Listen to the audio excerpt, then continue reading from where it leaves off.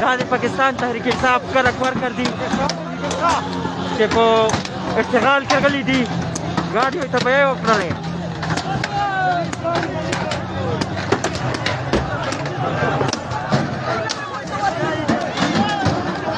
پولیس نور دا تښتېدله ده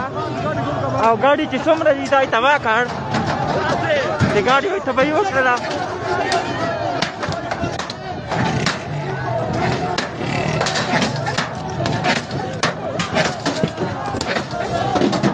د 9 مۍ غونډې کې دا واقعات و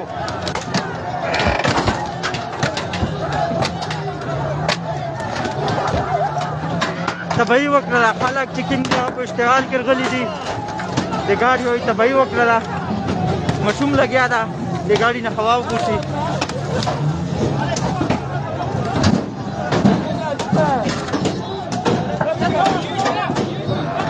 دا د ګاډي حال ده تباهي وشوله